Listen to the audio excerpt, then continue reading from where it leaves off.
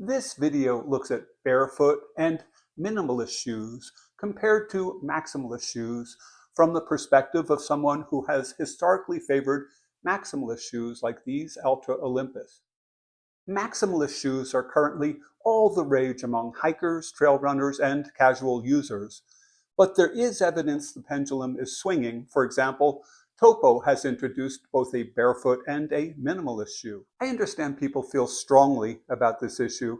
It's almost like religion, with fervent followers of both shoe trends, and perhaps a desire to evangelize and convert others to the right path. I like to think of myself as an open-minded fellow, so I ordered a pair of shoes representing the barefoot segment, Vivo Primus Knit FG. I could say I chose these shoes because they're representative of the barefoot movement, and they are, but they also offer free shipping, free returns, and a generous 100-day free trial.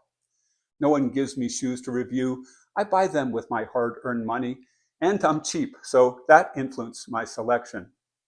FG, I initially thought it might mean friggin' good, but it turns out to mean firm ground, which is a bit of a stretch because I think of pavement as firm ground. Maybe they're being too cute for their own good? My initial impression is that these shoes represent a sea change. For me, they are radically different. These shoes offer a removable insole in case you're not close enough to the ground. I'm accustomed to a shoe with a 33 millimeter stack height, or 1.3 inches. The Vivos offer a generous 3 millimeter rubber base, 2.5 millimeter lugs, plus a removable 3 millimeter insole. The total stack height is around 8.5 millimeters, or about a third of an inch. These shoes are different. I washed these shoes for easier handling in this review. They did clean up well in the washing machine. I call this lacing style speed laces, but it turns out the more common name is quick lace. The device to tighten the laces is called a toggle.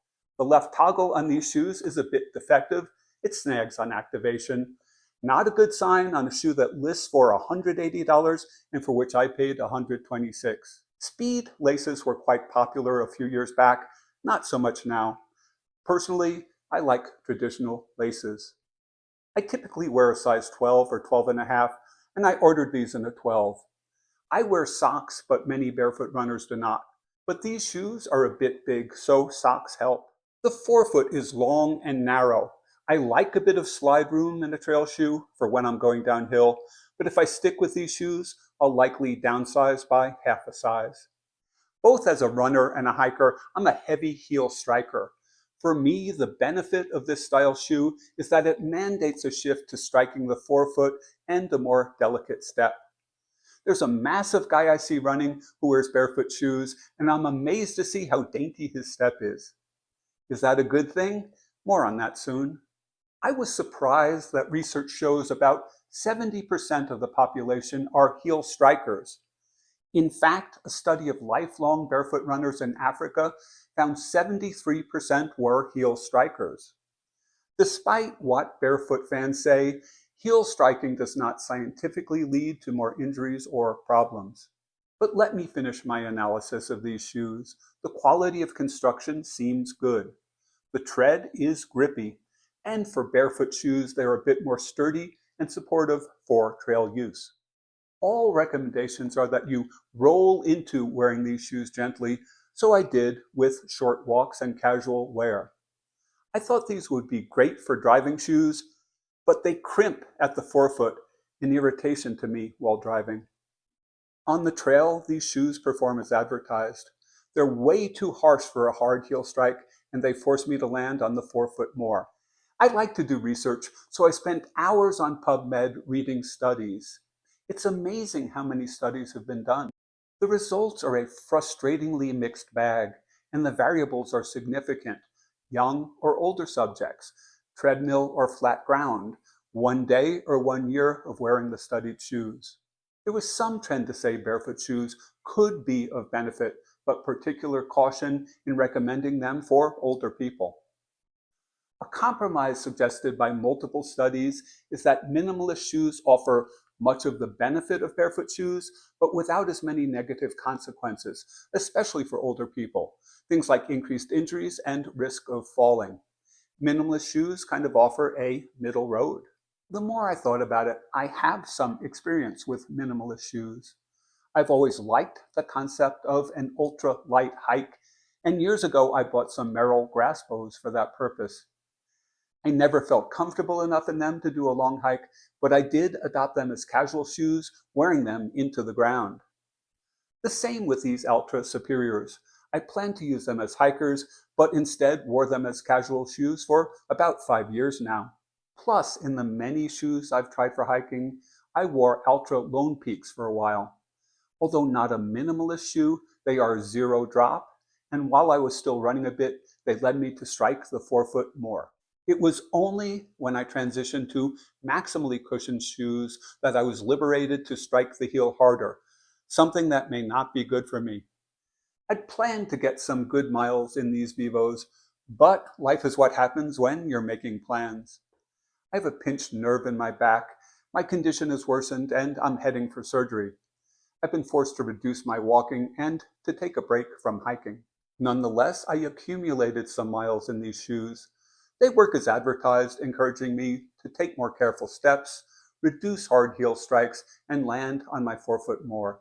But in an experiment, I switched from the Vivos to the minimally cushioned Superiors, and they felt like heaven in comparison. A reality is that as you age, the fat layer on the bottom of your foot dissipates. By the time you're 50, half of it's gone. To me, these shoes gave me compensation for that condition. And the research supports this.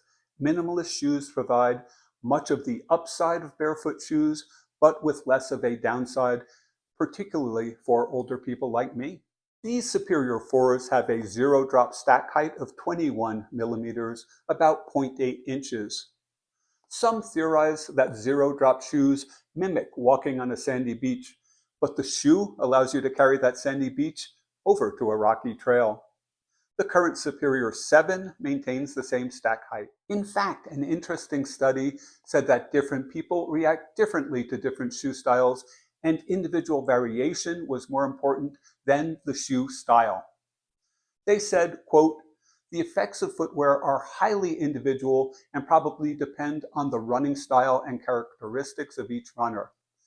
There may be a reason that you choose the shoes you currently wear," close quote. Further, shoe choice does not need to be an all or nothing decision. You can rotate through different styles. I like to be wrong. It helps me to learn new things. Barefoot shoes are preliminarily not for me, but I've decided to wear a minimalist shoe more often for walking, not just for casual wear. These Superiors are near the end of their life, so I'm going to get a new pair. The big plus for me is that these have a gaiter trap. I wear a gaiter 100% of the time when walking on dirt and rocky trails. Is there a benefit to wearing barefoot shoes? Perhaps. Are they right for me? Probably not. But a similar benefit is available from minimalist shoes, which I will give a try. I'm going to take the middle road. Will I have a dainty step? Hey, I'm too old to worry about stuff like that. What matters to me is which shoe works best for me. Let me know your experiences with the various style shoes, whether you switched from one style to the other and why, and how that worked out for you. Thank you for watching.